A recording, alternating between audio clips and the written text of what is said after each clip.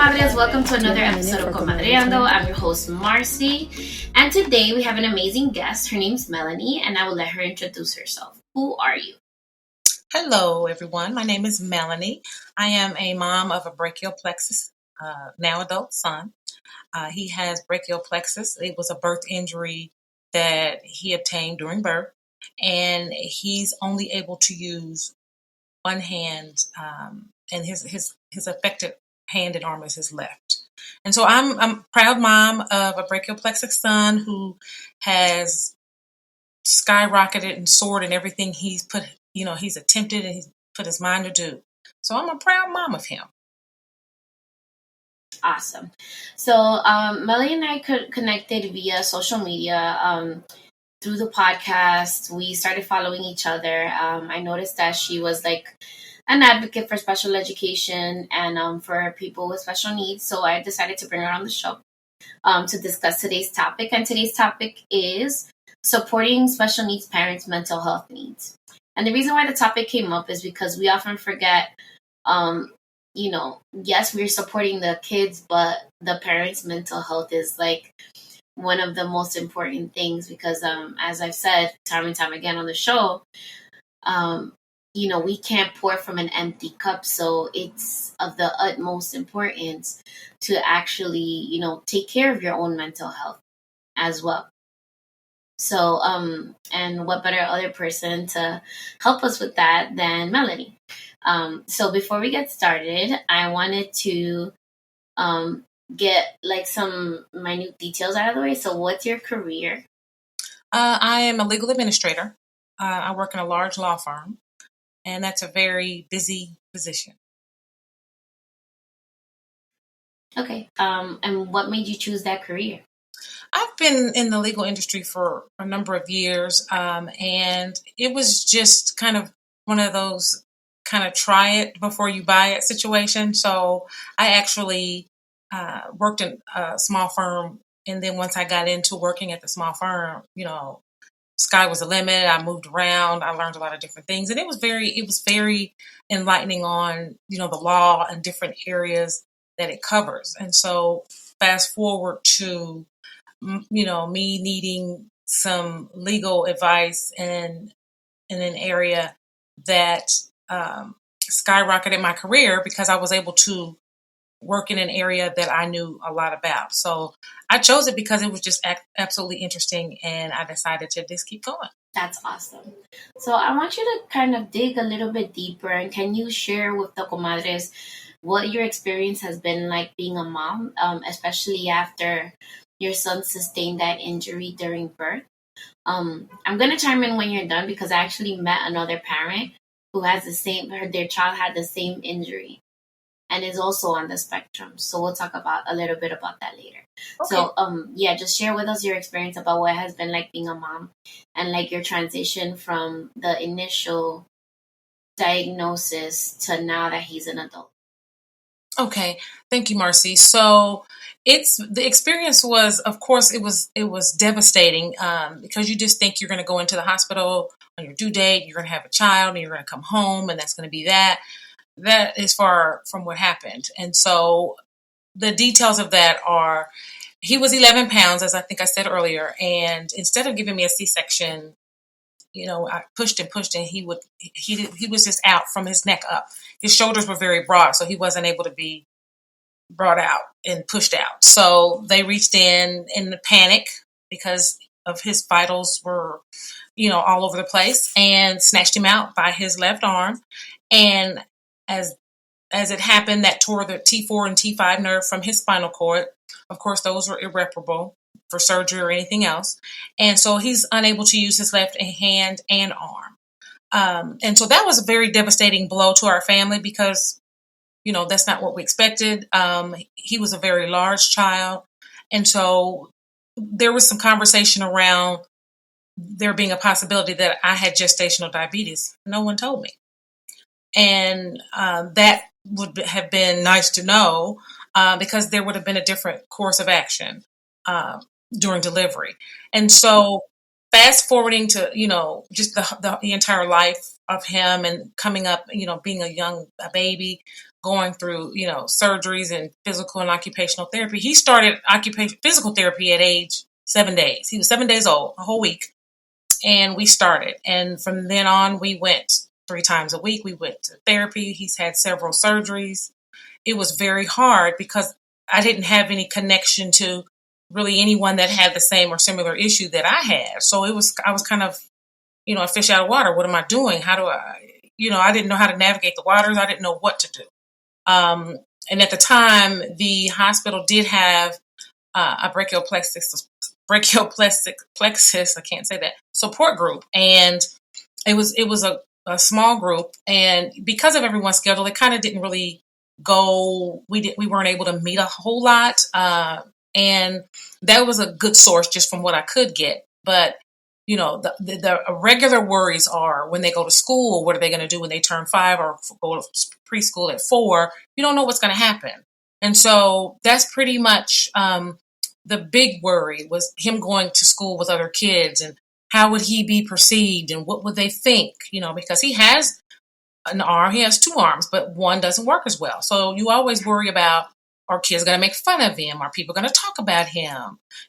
How limited is he going to be at school? You just don't know those things. And so, of course, those questions were raised in our family, and it was like, what do we do? We have to figure this out. And so it was just you figured out as we went ahead. And that was what we did until we got to a point where, okay, we got this now. We know what to do. He's had these surgeries. It's going to make things better, and his arm he's never going to be able to use it fully. It just, the surgery didn't make his arm better. It just kept it from getting worse. And so with that, we just kind of, we went full steam ahead. We worked it out. He had an amazing group of physical and occupational therapists at his children's hospital here locally. And we moved forward and we worked through all of those issues, and we worked through getting some movement and getting some things done, and him being able to use his hand as much as he could for the limited ability that he had. How did that affect you as a mom, like mental health wise? Like, how did you feel at first? Like, I know it must have been shocking, and maybe I don't know, maybe you felt a little defeated because we have certain expectations when our children are born, and then kind of having that snatched away in one fell swoop must have been very hard for you. It was, Marcy. I felt like I was living in the twilight zone. I felt like I was watching myself in a movie. I was there, but I was watching myself as all these things were happening. It's during his birth, of course. And then afterwards, it was like I was just stuck because it was like, what do you do? Honestly, I was angry because how dare you do this to my son? How dare you? And they kind of brushed it off like, oh, it'll get better. It'll get better. He'll be able to move it in a few weeks. Well, he's 26 now. So when is the movement going to start? You know what I mean? And it's amazing that you have to go through that because you have the mental part of it. And the mental was just, he's not like everybody else. And, again, as I said, how's he going to move forward in life? What are his limitations going to be? What's he going to be able to do? What he's not going to be able to do? How can I help him fully? There was a lot of questions in my mind that I had to work out and figure out, because there was just it was just thrown at you, and you had to just catch it and deal with it. That was hard. Again, I said I was angry about it because I didn't know what to do. I was angry because it happened and it didn't have to. Those years ago when he was born, I mean, of course, modern medicine is nothing like it is now. But at that point, this, of course, could have been prevented. Just have given me a C-section, or A, told me that I had gestational diabetes, or B, say, we're not sure how to proceed here, but here's a plan of action. Nothing like that happened. And so, you go in the hospital and you trust the professionals to be professional and to tell you what's going on. And since that didn't happen, I was angry at that as well. So it plays a big part mentally on you because you don't know. Everything's a question mark and you don't know what to expect. Rightly so, though, because, like, your son is how old? 21, 22? 26 now. 26. Mm-hmm. And it's still happening. Still happening. The parent I met, she's actually one of our listeners. I'm gonna give her a shout out. She's one of the comadres. Her daughter was born with a not born with it. They injured her when she was born, and her son too. Like, they both have injuries, and they're 3 and 4 years old. So she has two different children. Happening. And it's still that's two children. The same thing happened in the same family, which is insane. Like, no, wait. I'm sorry. She has the little boy has the brachial plexus injury, right? Okay. And then there's another little girl in swimming. Sorry, that is not they're not related, but she also has the same injury. Mm-hmm. But it's still happening, and these kids, what is it, 2022? These kids were born, 2019? And it's still happening. Still happening. This is why I advocate so much for, like, people educating themselves and advocating for themselves in the hospital. Like, the doctors, they can tell you whatever, but at the end of the day, you are the one that is okaying or not okaying the course of action. Absolutely. Like, you can always advocate for yourself. You don't have to take what they say or what they're trying to do. Like, I want us as women, right, as birthing people, to have, if possible, the most natural births, right?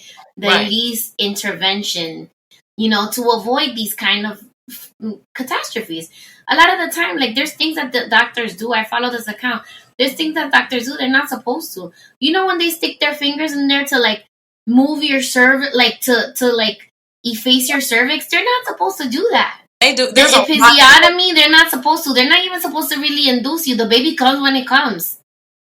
The baby comes when it comes. Unless you're having, like, severe health issues, you are supposed to just let it rock. Like, let the baby come when they come. It's the medical field right now. It is a money.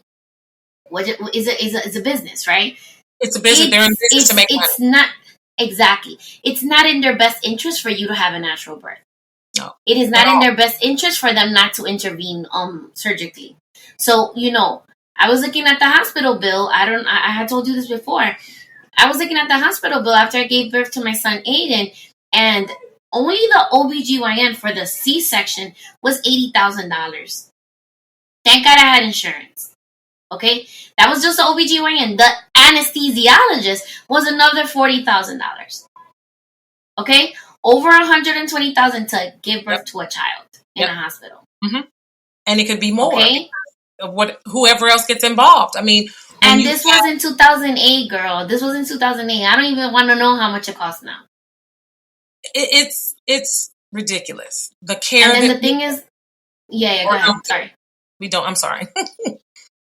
So, like, as people of color, especially women of color, first of all, we're the ones that, I don't know if you've seen this documentary about I have to look up the name, but it's about the birth rates and, like, the treatment in the hospitals of women of color. I've seen the and right. I think it's called oh my God, I'll look it up while you're talking. But it's like an epidemic in this country, and then the fact that it hasn't gotten better. 20 years later, we're still dealing with the same stuff, and people are dying in hospitals. Absolutely. When they shouldn't be. The modern medicine, quote unquote, is so advanced, yet we're still having Black and brown people dying at a higher rate in hospitals during births than any other people. That's true. That is 200% true. And I think the documentary you were speaking about, I saw some of it, but I didn't get to finish it. And there were several African American mothers that their husbands were telling the story because she died on the table. She died. It's called Aftershock. I just remember it's called Aftershock. Aftershock. I haven't watched the entire part, but just to hear, there are some things I know my limit, and some things I just cannot watch. I have to watch that because that I understand that, and I've lived that to a point. But things like that makes me so angry because even though there are modern advances in medicine, we don't get to benefit from it at all. As people of color, we do not get to benefit. it's a disadvantage that it's a disparity among people of color. The birth rates and the injuries. I mean, I'm looking back, I'm thinking, maybe by, some other children being born, this'll be a thing of the past. Not at all. And it's worse. It's worse. I know people that are older than my son that have the injury, and I'm like, I had never heard of it. It's not something you normally hear about. And I'm like, what? I had to really do the research myself. And to find out that it's still happening in this modern medicine age, yeah, okay. Yeah, it's modern. But who is it modern for? Who's getting the benefit from it? We're not. It's really wild, and it's disgusting. And so I follow this like naturalistic birthing account, and she has this whole package of like taking charge of your birth. It's called like a lotus birth. So basically, you have a legal package that you take with you to the hospital to advocate for yourself for no medical intervention. Like, you're just going to the hospital to have the baby. You're not letting them cut the umbilical cord until it stops pulsing. They are not allowed to withdraw blood from your umbilical cord either, because that stem cells that can actually cure cancer. Yes. So the whole package like gives you a detailed thing of like what you need to do. Mm-hmm. And a lot of the time people don't know that you have these rights. And then the thing is, a lot of these doctors try to intimidate women when they go into the thing, but you have to know your rights. You have to. Right? You have to know your rights. You have to know. But they don't tell you, because you don't think about, but now you have to do your own advocating. You have to do your own doctoring. You have to do your own nurse. You have to do everything yourself because they don't tell you. Of course, the hospital has a leaflet or booklet or pamphlet that says, Patient's Bill of Rights. Yeah, but who reads that? Who actually, because you're going in the hospital to deliver a child, as I did and as we all have, and you come out, and for those of us that have, children that have been injured at birth, that's the furthest thing from your mind. That was the furthest thing from my mind that this was going to happen. I do know early on, he was born in June. And so in January, they actually done 2 or 3 ultrasounds, which, back then that was unheard of because insurance didn't really want to pay for them. Okay. And so I had like 3 of them. And I kind of, because I have a daughter that's older, and I'm thinking, I didn't have this many ultrasounds when she was, when I was carrying her. What's the deal? Thinking nothing of it, not knowing what to look for. They knew that, and it was determined, they knew in his medical record that he was, and they call it macrosomic, he was going to be a large child. So you couldn't plan a course of action to deliver him other than panicking at the last minute. Wait, hold up. So they knew he was going to be like over 10 pounds. They knew. How heavy was baby boy when he was born? 11. Girl. Yeah. Let me tell you, I know another mom, her child was 13 pounds. I was like, your baby nearly walked out talking from there because, that is a big baby. And for the people that are not watching the YouTube video, Melanie's a petite woman. How tall are you, Melanie? I'm 5'7.5". But that's still petite.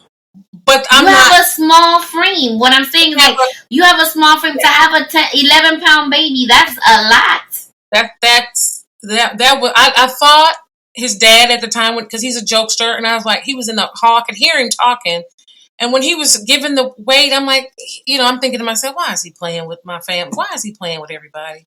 Why is he telling people? Because I didn't know, because they delivered him and they got him out because they kept saying oxygen stat, oxygen stat. Well, I knew what that meant. I just didn't know why. And he came in and said how much he weighed. I was like, excuse me?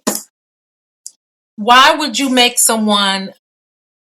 Yeah. So anyway, that they have... The advances are there. They just didn't pay attention. They just didn't want to do it. And then, as you said, you got your bill and they had the nerve to send me a bill. Do you really think that... and I had insurance as well, but it was like, do you really think you're going to charge? I mean, it was about as much as you said. It was in the 100,000s or so.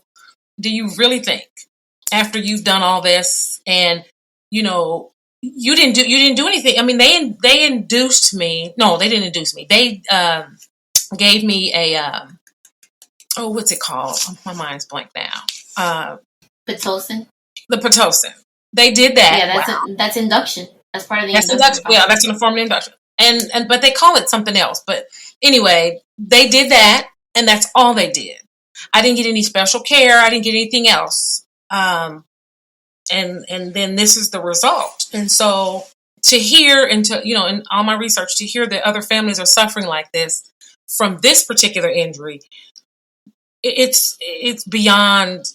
It makes me beyond angry. I go beyond angry because it does not have to happen. Clearly, as I've learned, that when you carry a baby so big, there's a 99%. Now, this is what my research is, and what I've been told as well by medical professionals, is that if you're carrying a baby that big and it's just one, 99% of the time, there's some gestational diabetes involved. But no one told me that. I took the test. I did all of that. Call us back in such and such time, and we'll give you your results. I call back. Oh, everything is fine. I remember it like it was yesterday. That's it. Didn't hear anything else. Oh, everything is fine. Well, clearly it wasn't, because I was huge. I was almost 200. I was 260 pounds. That's huge. Who am I? I'm a lay person. I'm not a medical professional. I don't know all that. And people would stop me and ask me if I were having twins, and that made me so mad, because I'm like, am I really that big? Am I really that? Yeah. And it was one baby. It was not two. It were not three. There was one. And that it's ridiculous that it's even still happening, and to be lied to and told, oh, it'll come back. It'll be okay. It'll wake up. It's just kind of, I've heard all kind of stuff. I remember it in that day. Oh, it's gonna, it's just a little lazy right now, and it's gonna wake up. And only through surgery has it somewhat had a wake up. Other than that, it would not have had, because they had to reroute his nerves someplace else, which was a lot. Yeah. All right. So I know that that experience has basically, put you on a path of helping moms and helping with mental health and self-care and helping with advocacy. So how has that experience that you went through in the hospital and as a mom of a child with special needs now influenced the work that you're doing now? It's been a big influence, because I feel, since I was so green about it and had never heard of it, have never heard of any of that, hadn't even heard of gestational diabetes at the time, it springboarded me to want to help other families, because to bring awareness to the situation. It may not be brachial plexus, but anything can happen. And so it's helped me to develop, I have I guess a natural care and concern for women that are, carrying children. You go in the hospital, it doesn't mean it's going to be like you think. It didn't happen for me. And it's angered me to the point to where I want to help others. I want to tell others. I want to say, hey, think about this. Here are a list of things that can happen. Here are a list of things that if it happens, this is what you should do. Here's who you need to seek out. I've been fueled for a long time, even before I start advocating and start wanting to speak to families of disabled children. But I had to kind of take a step back at first, because I was so angry. I had to kind of check myself, if you will, because it was a lot. And it was, to me, it was like, why me? What did I do to deserve this? Why did they do this to me? There were several different things that is part in your mind. That's part of the mourning. That's part of the mourning process. Like, yes. Or, well, not necessarily mourning, but like, grieving. The grieving process and like the acceptance, like learning to accept. Like, you go through that. You go through the anger stage. You go through the why me, the blaming yourself, the blaming other people, just being angry for a very long time.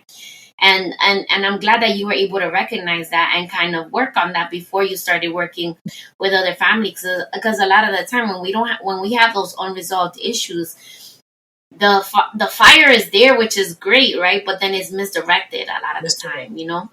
And that's what took me so long. He's an adult now, and he aged out of the local children's hospital here at 21, and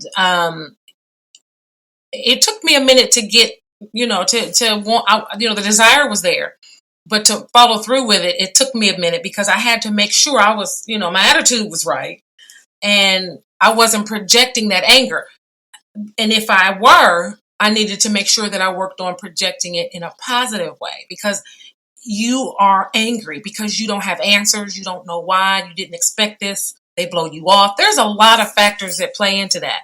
And you just have so many questions and so many circumstances that you need answers to, that you're just angry and you're not even really thinking about delivery and how you say things. So I had to take a step back for a minute to get myself together before I spoke to anyone else, because I know that when you get passionate about something, I know especially with me, it may come off mean or abrupt, and I don't want to do that. I want to make sure I'm clear, but not shouting or angry. Even though I was angry, of course I'm better now, but it's still, it lurks in the back of your mind. You still look back and think, why?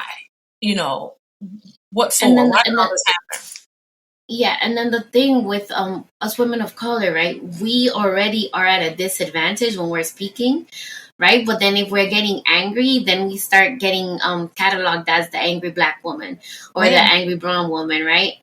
you do. So a lot of the time we have to tailor our message to make it more palatable for other people so that they can, you know, absorb what we're saying and not say like, oh, she's just mad. That's just her disposition. She's always Right. mad all the time She's always mad. about all these things, whatever. Very true. That's exactly right. That's exactly right. Unfortunately. So what did I know we've spoken about this before, but I want you to tell the comadres what you did to help yourself through your mental health journey to like deal with the anger. I know you have a lot of spiritual support, and you talk to your spiritual mentor about that, but like I want you to kind of go into a little more detail on how you arrived at that solution for yourself. Well, the way I arrived at that solution, my spiritual person that's like my advisor, she knew the situation, and it's kind of how I arrived at that was because it was someone that was close enough to me to see what was going on, and was able to direct me and pray with me, and really, because I am so passionate, and I can be so direct and not to be angry all the time. There I arrived at that because she knew me and she knew how I operate. So with that, talking to someone that helped me. Also, what helped me was to write down. You can journal. That could be a form of self-care. You can journal. You can, a lot of times people, they journal, they exercise, they do yoga, they do stretching exercises and breathing. It depends. All that's fine. There's no wrong way to do it. But for me, having a person that I can talk to, and they say as women talk way more than men. For every, I can't remember the numbers, but for every word they have, we have 20. I don't know if that's the correct number. And so I think for women, we have to talk about it. And by talking about it, it comes up out of there, and it gets in. You're talking, and that means each time you talk, you're freeing yourself. You're letting the steam valve off the top, and you're getting it out. And that's what worked for me. That's how I arrived at that, because I know that I have to talk it out. I can't just be quiet about it. I had to talk to someone. And I had to get it out that way. And that's how I arrived at that juncture, because talking for me works. And as I said, I think, a lot of women are the same way. They need somebody they could talk to. I could have went a different direction and maybe have gone to see someone professional. I never did, but for me, the talking it out with someone that knew the situation and that had a spiritual background could lead me into where that all that anger was, I didn't just hold it in. It was let out. It was like steam. It was gone. I still am passionate about it these many years later because it happened, and I hate to hear that it's still happening. And any disability, any disparity against children, or during birth, and women during birth, our most vulnerable time of our lives, and then it's like you get slapped in the face because you have all that plays in your mind. So having someone to talk to, journaling, exercising, breathing, whatever it is, there's no wrong way to do it. It's just you have to get it out, and I had to do that. That's what worked best for me. Amazing. So besides talking to your spiritual mentor or teacher, what else do you do to pour into yourself? I would say I read. I'm always doing some research about. I pour into myself by educating myself about other injuries, other different abilities, other parents that have other issues in this arena, and to learn. I think in order to be in this arena, you can't be ignorant about any of this. You have to be well-rounded. You have to know that, okay, this is what we have, but what about those other people that don't have this? They have, children with autism. I see a lot of that. I research. I read a lot. So pouring into myself is educating myself on other injuries and other disabilities or different abilities. And just, I log on now, and I, hop on Instagram, and I read other, moms that are going through similar situations, and I chat with them and I talk to them, and that pours into me to pour into someone else, because I didn't have that. So that helps me to help someone else because I want to help someone else. As I said before, I coined myself the term veteran mom, because what I've done 26 years ago, you ladies are going through now, and you're doing a great job. I didn't have what you have now. So that helps me to pour into myself, because there was a gap between what's new now and what was going on when my son was born. So that helps me understand, what you ladies were going through, and the things that you have to do that I didn't, or the things that I did have to do that you don't have to. And so that comes with educating myself and reading, and that's kind of where I'm at. I research a lot, I write a lot, I journal a lot, just to pour into myself, to make me aware of what I'm speaking about, what's new, what's trending, what's going on, in the medical community. That helps me to be able to help someone else. That's awesome. So I know you still have a lot on your plate, because you're still supporting your son, and you're doing so much. You're working full time, and then you're helping other mothers. So what do you do to take care of yourself? Like, what do you do for self-care? Usually for self-care, a lot of times I get in a quiet space. I've always been a TV watcher. I kind of don't do that as much as I used to. I used to have to watch that rerun, or watch that, or watch the, I kind of unplugged from that, and I just get some alone time.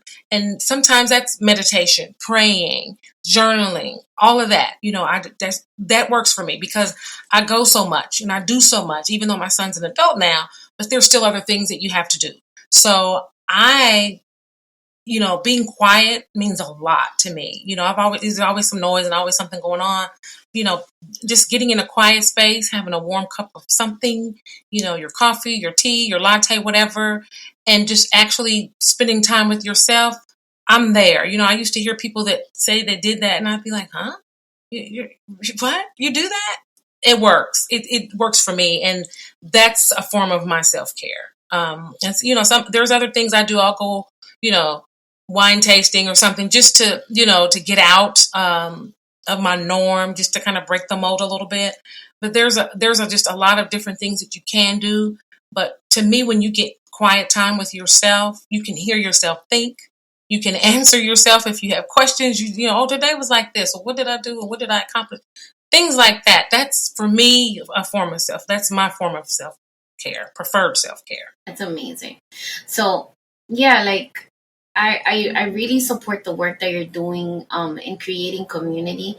I mean, the goal of this podcast, is to create community and support other mothers and provide that village, right? That I didn't have when my son first got diagnosed. It was a very isolating event for me, and I don't want any other mothers to go through it alone anymore.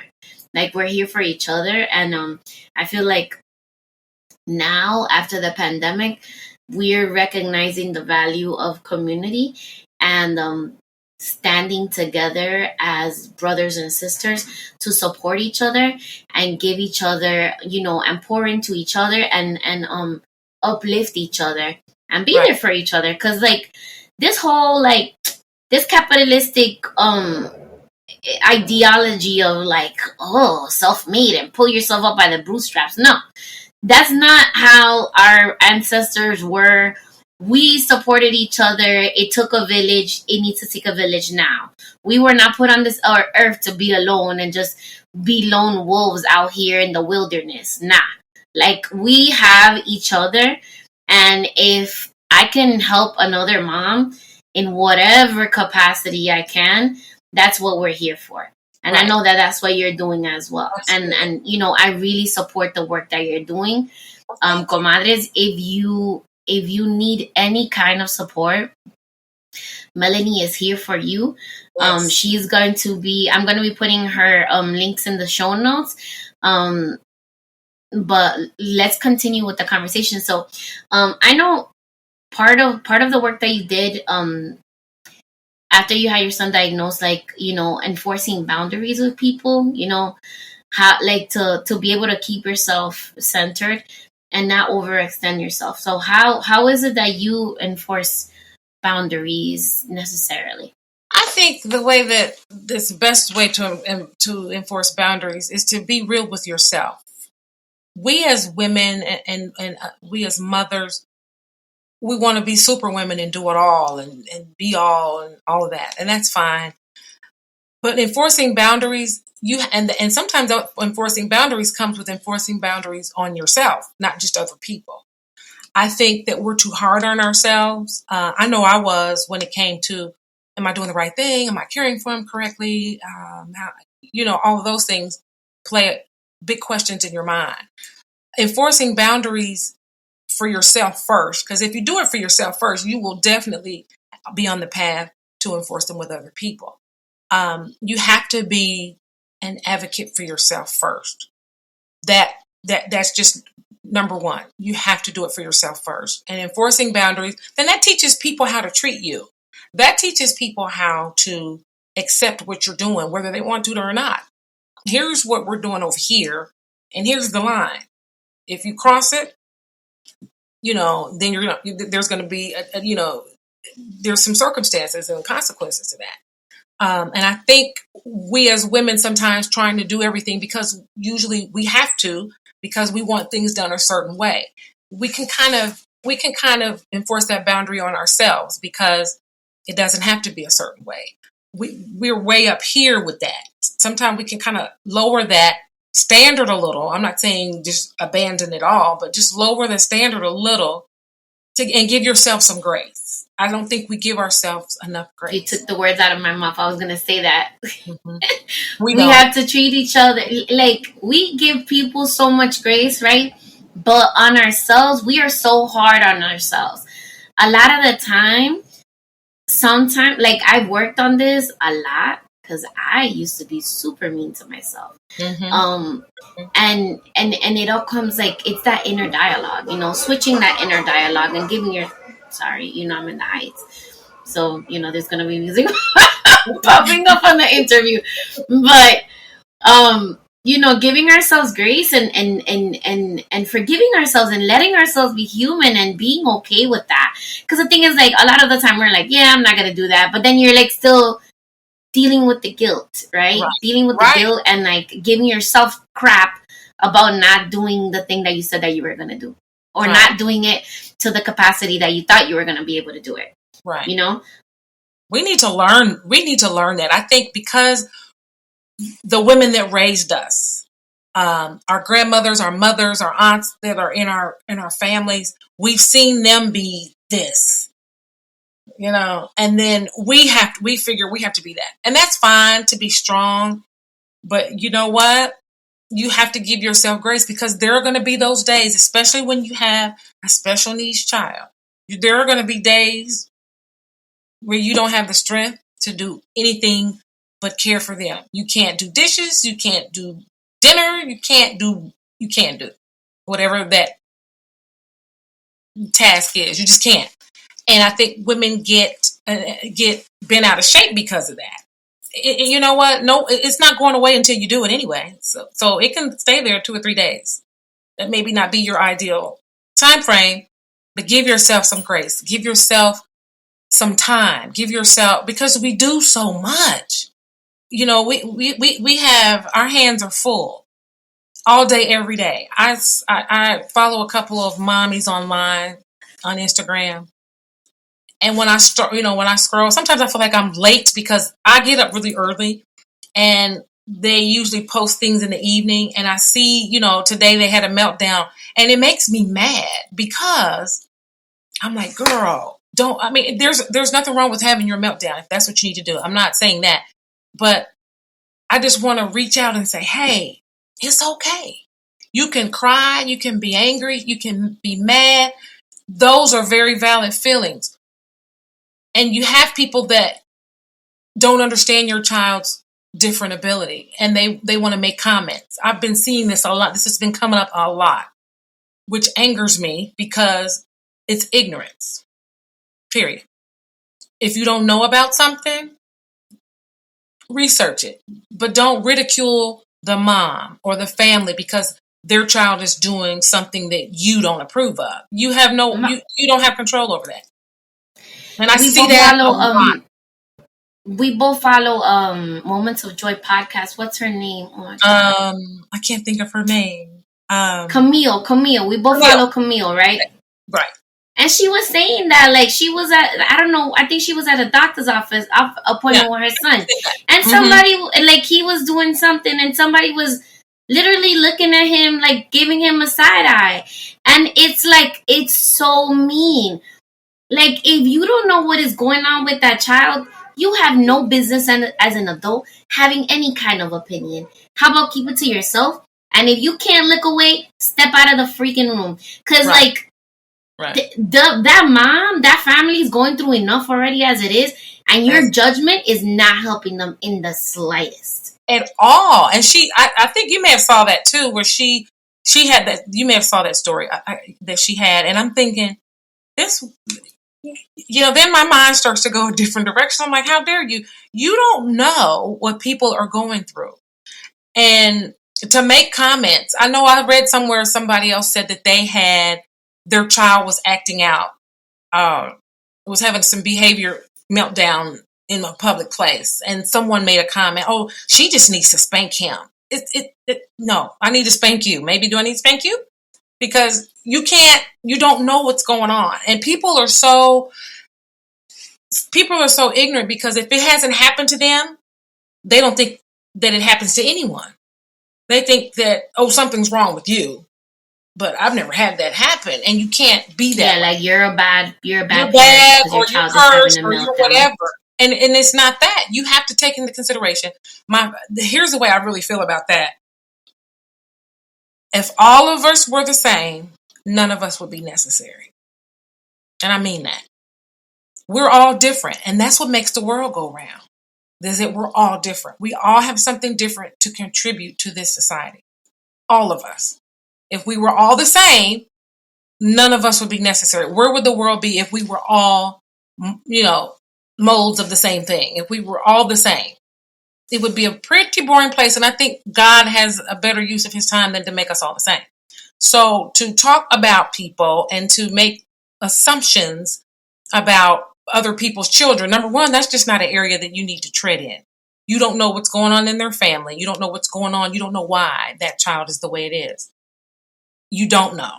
And people shouldn't have to feel like, oh, I need to wear a label saying I'm this kind of mom or my child. I mean, you wear T-shirts to say autism mom or cerebral palsy. That's fine. But you should, people should be, even though we have no control over that, but people need to be more aware. Keep your comments to yourself because you show your ignorance when you don't. And that hurts other people. Their child has an issue that you know nothing about, that you need not comment about. And so, like you said, either, look away or step out of the room because they have enough going on. We all have enough going on as parents with special needs children that we don't need all that. And you can't expect people in the public to give you grace because they don't care. It just boils down to they don't care. It's not me, so I don't care. And that's why this community, I admire all of you ladies in this, in the 2000 era, because you have things in place that I didn't have. Facebook was just barely getting started. There was no Instagram. There was none of that. And so we weren't able to connect in this big world we live in. It was very big then. It's not as small. It was not as small as it is now because we're able to get on IG and get on podcasts, get on YouTube and make videos and talk about it. And I commend all of you ladies for that because you have so many more resources than I had. But still you have a lot more, I don't mean it this way, issues, but you have a lot of extra going on than I did. And you have to manage all that. And there are days you're going to want to break down and melt down. And that's okay. But give yourself some grace. I can't say that enough because you are doing a phenomenal job. Nobody can walk in your shoes. Nobody has walked in your shoes. So they don't understand. You're doing a great job. All of you ladies, I commend you because I'm sitting there I'm scrolling going, wow, whoa, they can connect with each other and they can talk to each other and they can see, in this, technology age, you guys like we are now, we can see each other. And some people may need to see, may not just want to talk on the phone. They may need to see you. And I think that is phenomenal that you ladies do that and you reach out and you share, because when I was going through this, that was being heard of. Yeah. So through the podcast, I want to continue to create inclusive spaces, right? Yes. Places where the moms, the kids, the dads, like everybody feels safe bringing their kids around and like feeling like that people won't be so judgmental and that they're going to be more aware. I don't care for autism awareness because we know everybody knows what autism is. I want acceptance. I want acceptance for our children. I want to break down barriers, to break down stigmas, right, to, educate our communities of color, and about the socialization of our children, acceptance of other children with special needs. As a matter of fact, before we hopped on here, I saw somebody say, when you have a neurotypical child and they're staring at a child with special needs, you shouldn't say, don't stare. What you should say is, do you want to go say hi? Do you want to ask them a question? Absolutely. Teaching them to socialize with them. Because when you say don't stare, that means like you're telling them like ignore them, which is also wrong. Like you shouldn't be ignoring anybody, but there's hard conversations that we can have, and there's things that make us uncomfortable, and that's okay. We have to work through that discomfort to be able to create more inclusive environments for everyone.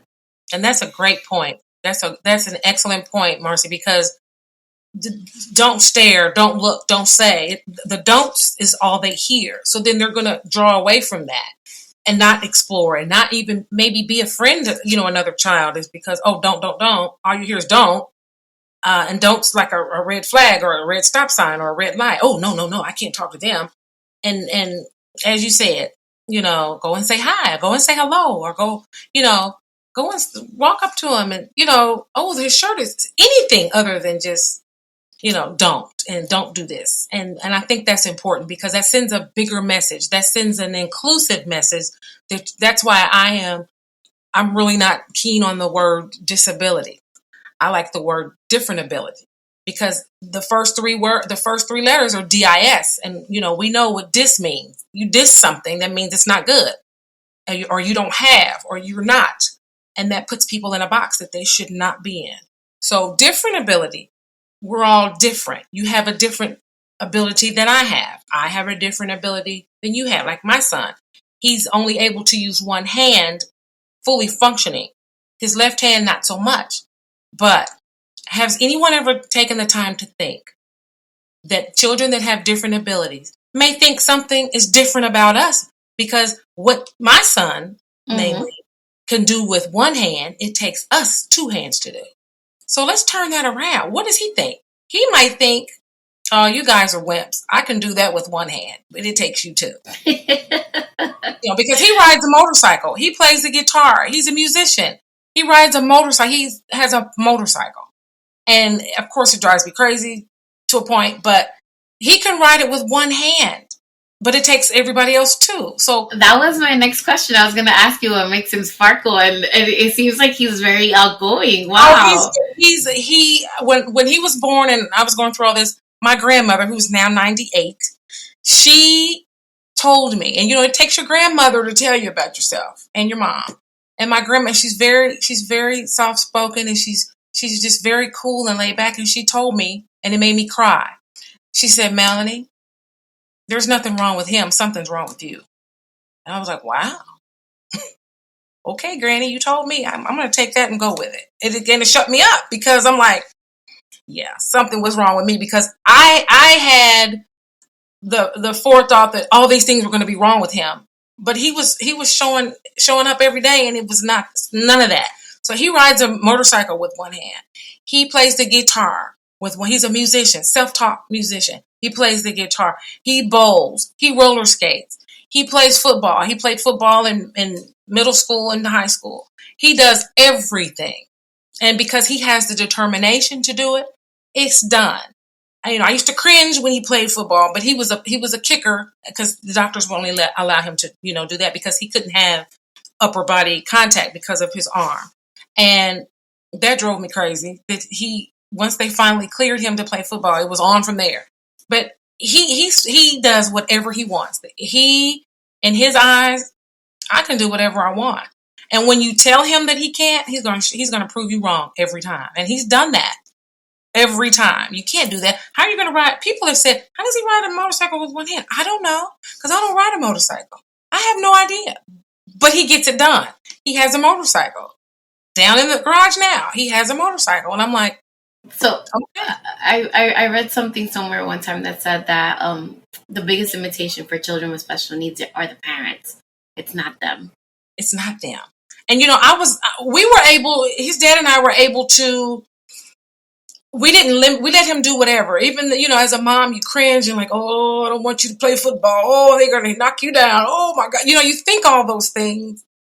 And that was a limitation. And I learned early on how to keep my mouth shut, even though it probably doesn't seem like it. But I learned early on how to keep my mouth closed and just say, okay, he can do whatever. But here are what the doctor says aren't good, and here's what we can do. So if you follow these lists, we're good. And that's, when it came to football, the coach in his high school said, if all of these young men would show up on time and early and stay late and help and do the things that he does, I wouldn't have a complaint, because he had that much drive to do it. He had that much drive to make it work. And parents can be, limiting, because we know, and I don't think it's such a bad thing to this degree. I think we have it because we know what's out there in the world. They don't. We've seen it, and we don't want them to experience those things. And we don't want them to experience discouragement and disparity. And so we tend to want to hold them a little closer or a little longer, or to keep them from experiencing heartbreak growing up. And so I think that's why we do it. I can really say for myself, that's why I've done it, because, I had learned early to just be quiet and, okay, as long as you follow these parameters, we're good. And I had to learn how to release that early and early on, and just let it go. And they don't resent anything. They're not resentful. Oh, mom, you didn't let me play football, or mom, you didn't let me play basketball.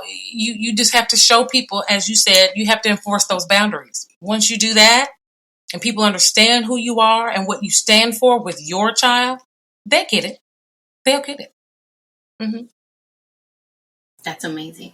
So I wanted to kind of end the show on this note. My aunt, one time, from my dad's side of the family, she came to visit from Dominican Republic, and she hadn't spent any time with me and my son. And one day, I'm dealing with him, and he was having a hard time with something, and I was able to like get him back to his regular, normal, and she pulls me to the side, and I'm like on the verge of tears, and she was like, God picks special people to be the parents of children with special needs. And girl, let me tell you, I was on the verge of tears when she said that. I was bawling hysterical. I was hysterical because it was like, I'm thinking I'm a crappy mom because, like, all the stuff that's going on. But, like, she was able to see the work that I was doing with my child, and like that, like it was like it like illuminated something inside of me, and it was just it was a lot. But with that, I'm gonna end the episode there, comadres. Follow me on Instagram at Comadreando Pod, and follow Melanie on IG at I Know That Voice 85.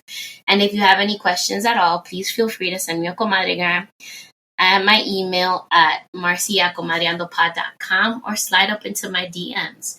Comadres, don't forget to go on my website, www.comadreandopod.com, to get yourself some official Comadre merch. And thank you for spending time with your comadres. Have a good evening. Have a good evening. Bye. Hello, comadre. Hey, comadre. Do you have a minute for comadre time?